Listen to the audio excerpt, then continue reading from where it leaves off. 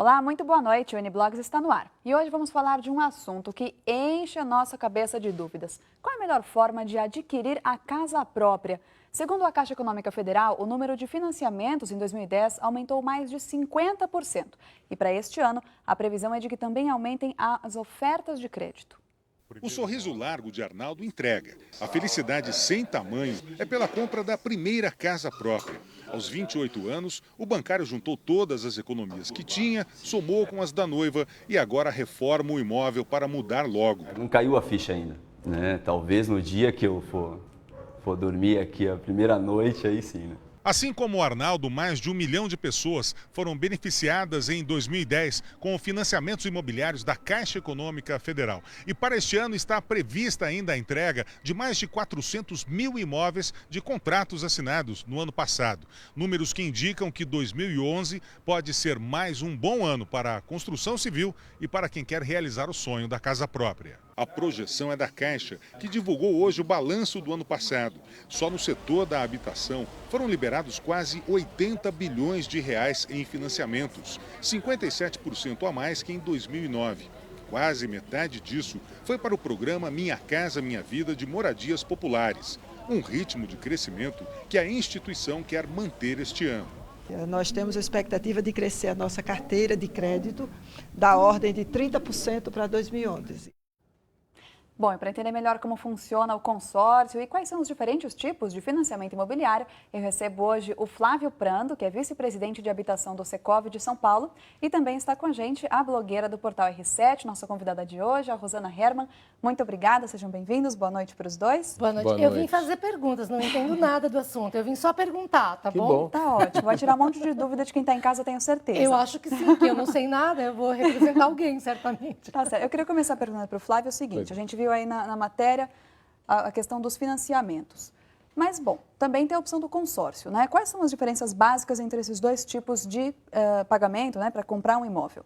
Eu acho que a questão mais importante na definição entre um financiamento e um consórcio é a pessoa compreender em que momento de vida ela está, no sentido de saber se ela pode aguardar a aquisição da casa própria por um prazo um pouco mais longo, uma vez que consórcios vão até 120 meses, 10 anos, ou se ela precisa ter a certeza de poder mudar antes disso. A primeira Então, avaliar quando eu preciso morar nesse imóvel. Exatamente, porque ao entrar num consórcio, que aparentemente, do ponto de vista financeiro, é mais vantajoso, uma vez que não há juros, né? Mas existem outras taxas, ela pode ser sortuda e rapidamente ser sorteada e obter a casa própria, ou crédito para aquisição da casa própria. Por outro lado, ela pode ser uma das últimas. A última, Ou a né? última. Alguém vai ser a última, né? Alguém vai ser a última, ser. inclusive. Então, eu acho que essa questão do tempo disponível é o ponto fundamental para a decisão, né? Agora, qual que se gasta mais? Tem uma diferencinha aí, um sai mais caro que o outro, consórcio do que o financiamento? Olha, aparentemente o financiamento, por ter taxas de juros, porque está se emprestando um dinheiro do banco, ele tem nominalmente um custo maior.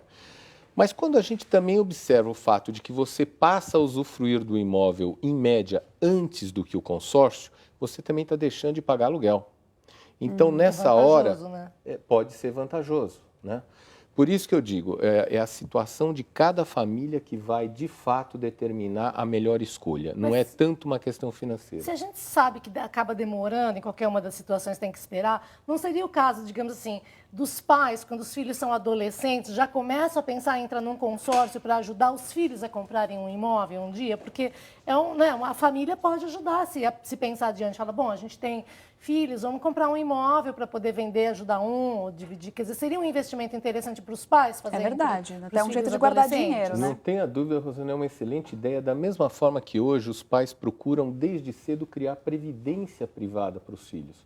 E aí vem a pergunta, por que então não criar a previdência imobiliária para os filhos, né? Ainda mais quando nós estamos numa cidade, como São Paulo, por exemplo, que a perspectiva de valorização a médio e longo prazo é clara, né? Já está tudo muito caro agora, né? E a tendência é que fique Por quê? Porque nós temos um grave defeito. Os terrenos da cidade estão se acabando, estão sendo ocupados. Nós não temos mais uma matéria-prima terreno.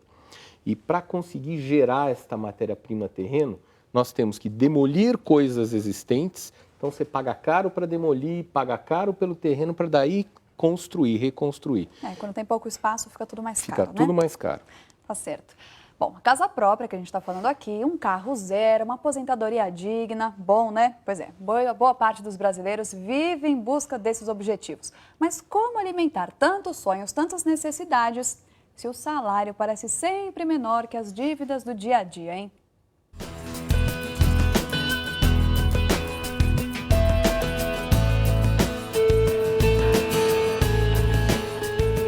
Casa quitada, família feliz. A imagem é apenas uma maquete, mas para a maioria dos brasileiros que mora de aluguel é um sonho. Muita gente quer mesmo se livrar do aluguel. Os números mostram isso. Nos primeiros 2 meses deste ano foram vendidos mais de 4.300 imóveis novos na cidade de São Paulo. Aumento de 63% comparado ao mesmo período do ano passado. Os dados são do Secov, o Sindicato da Habitação de São Paulo. Adriano quer comprar uma casa pelo consórcio de imóveis e, como tem muitas dúvidas, procurou um especialista em sistema habitacional.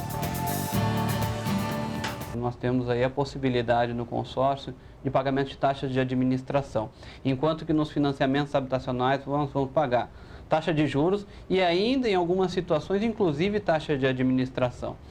Como não há cobrança de juros, o valor da parcela do consórcio chega a ser 40% mais barato em relação ao financiamento tradicional.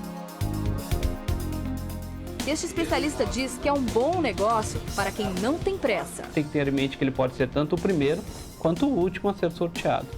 Normalmente, os planos são de 150 meses, ou seja, se a pessoa tiver o azar de ser o último no sorteio, pode ter que esperar quase 13 anos para comprar o imóvel.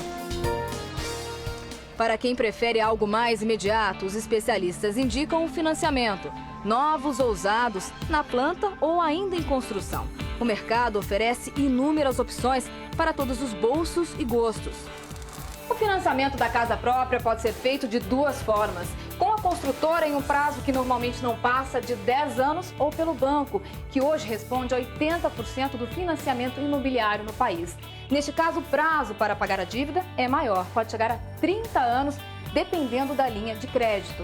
Veja agora quais são as outras principais diferenças entre essas 2 opções de financiamento. A correção das parcelas e as taxas de juros são diferentes. A construtora trabalha com 12% ao ano, enquanto nos bancos essa taxa pode sair pela metade.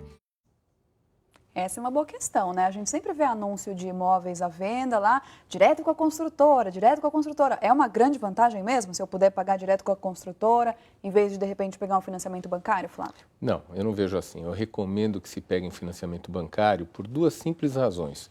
Os juros será bem menor, nós vimos aí algo em torno de 6% a 7%, quando a construtora normalmente vai cobrar 12%.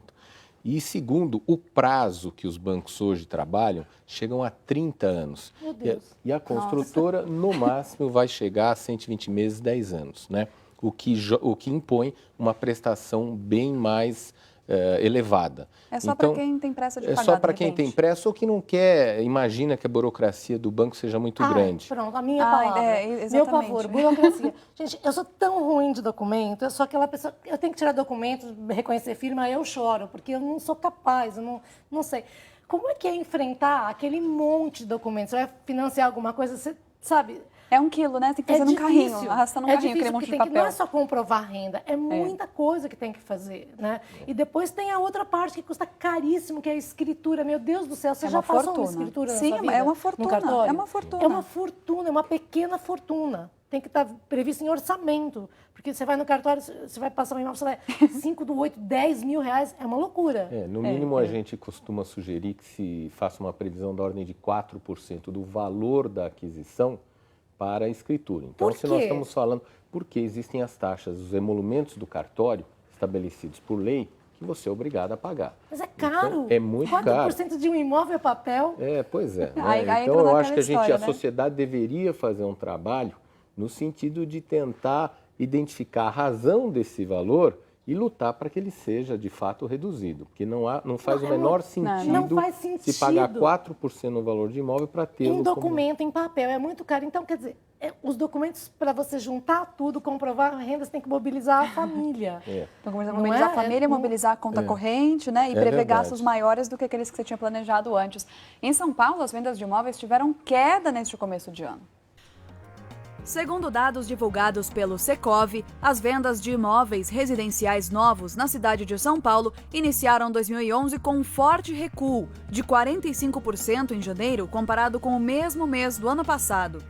Já em relação ao total de dezembro de 2010, a queda foi ainda maior, de 83,26%.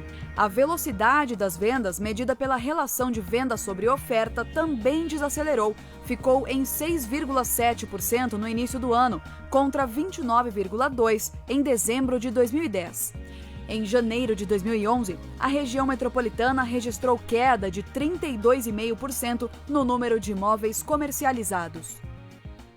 Ô Flávia, como você explica essa queda aí? A gente está falando que está tudo caro, que tem muita procura em São Paulo, e essa queda aí, tanto mensal quanto com relação a janeiro de 2010? Perfeito. Nós temos tentado entender essa queda, também nos surpreendeu, mas os principais fatores, do nosso ponto de vista, são os seguintes. Em primeiro lugar, o mês de janeiro e fevereiro normalmente são meses em que o movimento no mercado imobiliário é mais reduzido. É mesmo? As pessoas viajam, festa, as férias, pessoas carnaval. têm outros custos durante esses meses que também atrapalham um pouco pensar Compra em de orçamento. Natal, né? aí aquelas contas, IPVA, Carro, aquela loucura. Nós tivemos também, em algumas pesquisas que foram feitas informalmente, pessoas dizendo assim, olha, mudou o governo, vamos ver como é que fica. Em paralelo veio a história do aumento de juros e que, infelizmente, as pessoas confundem o aumento de juros da Selic com o aumento de juros do crédito imobiliário. E uma coisa não tem nada a ver com a outra. Por quê? Porque os juros do crédito imobiliário ele está vinculado aos juros da poupança, que não mudou, e aos juros do fundo de garantia para as classes mais econômicas, que também não mudou. Então, o aumento da Selic não causa impacto, né? Pelo contrário, quando a Selic aumenta, o empréstimo imobiliário é mais vantajoso. Mas tudo isso provoca uma incerteza e retrai as pessoas. Então é um momento só, essa queda Nós temos certeza é o momento que é um que a pesquisa foi feita. Se fosse em outro mês, de repente... Nós acreditamos que a partir de março e abril as coisas devem se estabilizar, mas com uma ressalva. Aquela euforia que nós tivemos em 2009, especialmente depois do Minha Casa Minha Vida, né?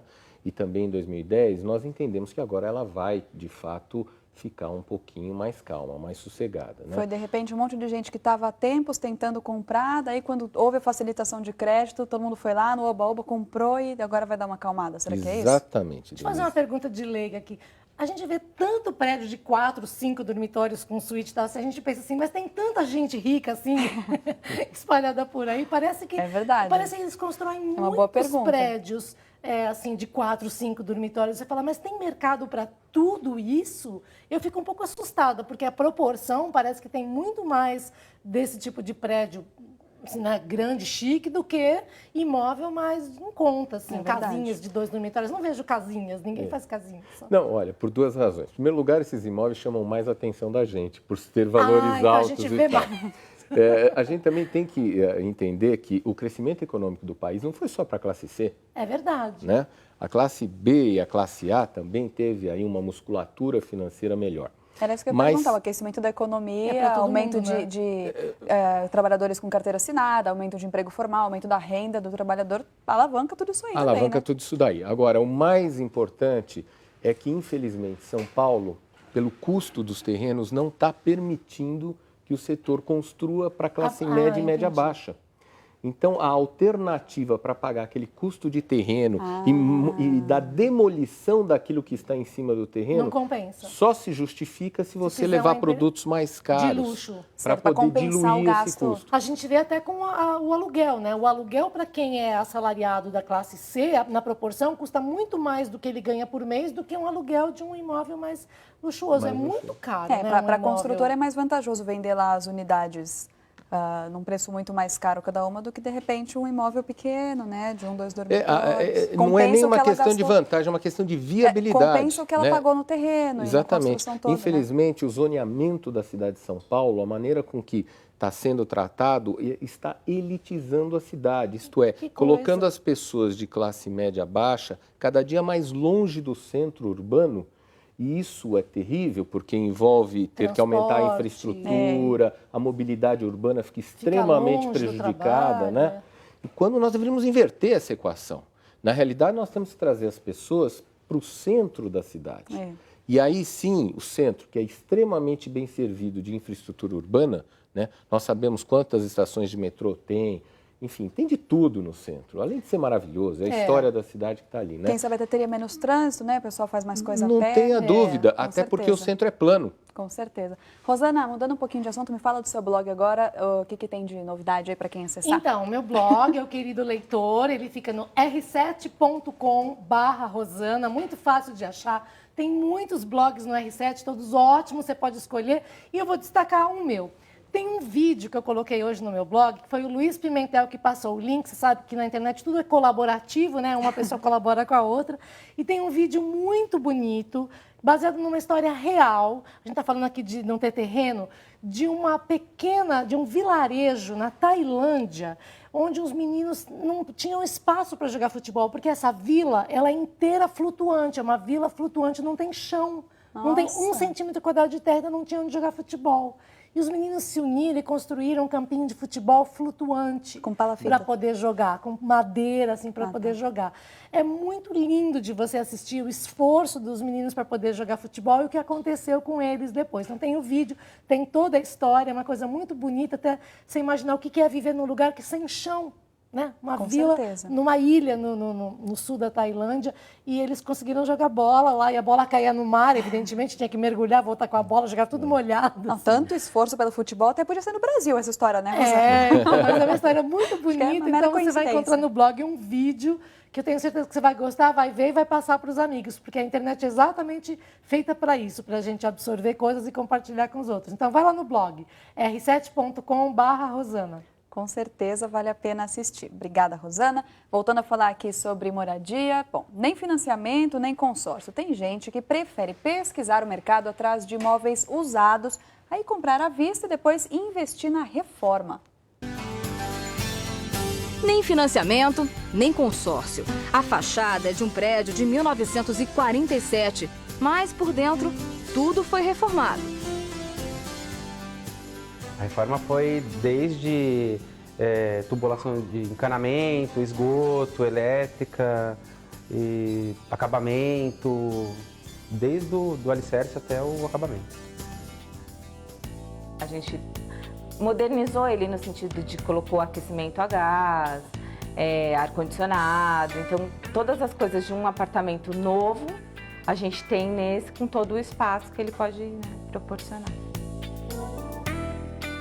O apartamento comprado no bairro que o casal sempre sonhou em morar ficou do jeito que eles queriam e sem nenhuma dívida. Nós pagamos R$110 mil no apartamento, sendo que na mesma rua tinha um apartamento com a metragem equivalente, a mesma metragem, assim, e o preço dele era em torno de R$500 mil. A reforma custou R$80 mil. Hoje o imóvel vale quase 5 vezes mais o que o casal pagou. Cozinha, sala, tudo amplo. São 187 metros quadrados. Os 2 quartos somam juntos 50 metros quadrados. É o tamanho do apartamento de muita gente. O que não falta por aqui é espaço para Juliana brincar à vontade.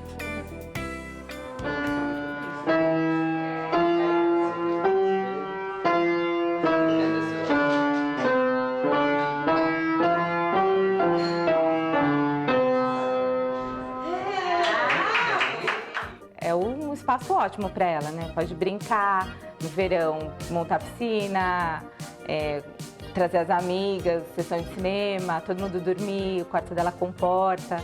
Então é o quarto o lugar onde ela encontra, ponto de encontro das amigas dela. Nossa, que delícia, que lindo que ficou o quarto ali da menina. Deixa eu perguntar uma coisa, é difícil encontrar um imóvel assim nessas condições em São Paulo, que dá para a gente reformar tudo e como é que a gente sabe que realmente vale a pena? Porque às vezes está ali, você acha que não vai ter que fazer tanta coisa, mas vai ter que derrubar tudo mesmo. Como que é o olhar clínico aí que o comprador tem que ter? Então, Denise, olha, São Paulo hoje já tem um número bastante elevado de imóveis com idade aí de 40, 50, 60 anos, né? E, naturalmente, esses imóveis precisam passar aí por um rejuvenescimento, né? Um lifting. Então, eu entendo que essa alternativa ela é muito válida para quem prioriza a parte de metragem, de espaço privativo. Você encontra apartamentos maiores, né? Exatamente, porque você consegue espaços maiores por custos menores. Onde vai se encontrar um pouco mais de dificuldade é que, normalmente, essas unidades têm poucas vagas de garagem.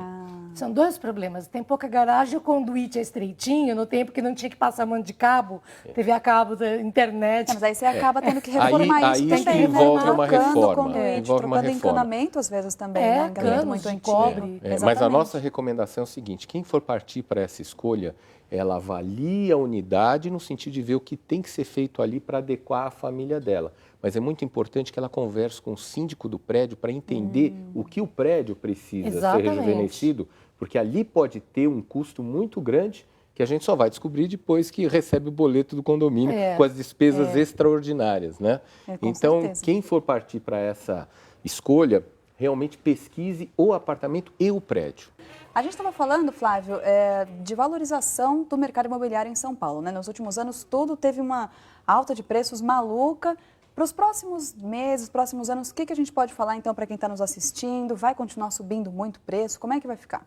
Olha, nós entendemos que, de modo geral, São Paulo é uma cidade que deve ter uma valorização, só que num ritmo diferente do que nós temos tido. De fato, esses últimos 2, 3 anos, houve uma euforia até de preços, né? Por que razão? Porque eles estavam muito atrasados em relação a tudo que ficou parado no passado. Além disso, nós tínhamos uma demanda muito grande, temos uma demanda muito grande na cidade. Mas a nossa visão agora é que os preços devem se valorizar, mas de uma maneira mais moderada. Então, nesse sentido, quem optar ou precisar comprar um imóvel, não precisa correr, não é o caso. Pode escolher com muita calma, pesquisar bairros diferentes para comparar diferentes níveis de preço. Enfim, ser bastante exigente nessa procura. Não precisa cair no papo do corretor de que é a última unidade do prédio, de que vai mudar a tabela semana que vem, dá para usar respirar. A internet, né? Usar a internet, que hoje você tem recurso, a gente estava falando como o Google Maps, que você coloca o endereço lá e você vê no Street View, né? Exatamente. A visão da rua, você vê se tem uma padaria na esquina, você vê se tem um supermercado, você vê a vizinhança, porque às vezes o endereço você olha assim, mas você olha a vizinhança, não é muito legal. Então, use todos os recursos de internet, de você realmente poder fazer uma pesquisa completa, não só de preço, mas de... Né, o que a Rosana mencionou é muito importante, que além de olhar pela internet, identificar tudo que tem de serviços e comércios na região, é muito importante a pessoa visitar o imóvel em diferentes horários. Por quê? Porque nós temos situações diversas entre o dia e a noite. Trânsito, né? barulho, bares. Até prostituição, pontos de, sabe, às vezes tem pontos que você fala, não, aqui à noite não é legal, de repente tem um bar alto, ou não é frequentado por pessoas que não são muito, né, não é familiar o ambiente. Assim, enfim, você tem que realmente conviver com a ideia. E outra coisa que parece uma bobagem, se projete lá dentro, veja se você se enxerga morando naquele lugar. Imagina a sua rotina saindo de lá, chegando, né? Sim, você tem que ver se aquilo entra na sua vida. Com certeza. Agora, eu acho o seguinte, quando a gente acha o imóvel certo, parece que você sente um negócio. Ele pisca pra gente. Não, ele pisca, ele fala, assim como tem imóveis que você entra e a mulher já fala assim, aqui nem morta, não quero de jeito nenhum, parece que você sente que aquele lugar não é pra você, né? Ótima dica, ótima dica, obrigada. Infelizmente, nosso tempo terminou por hoje, o Uniblogs fica por aqui, mas eu agradeço muito a participação do vice-presidente de habitação do Secovi de São Paulo, que é o Flávio Prando, e também da nossa blogueira convidada, Rosana Herman. Muito obrigada, vocês dois. Muito obrigado. Amanhã a gente vai falar de seguro residencial. Sabe o que é isso? Sua casa sofreu com uma enchente, está com rachaduras, ou até foi desapropriada por obras da prefeitura. O que a gente tem que fazer nesses casos, hein? Bom, mande suas perguntas para o nosso e-mail, está aí na sua tela, ou também pelo Twitter, que é no @blogstv.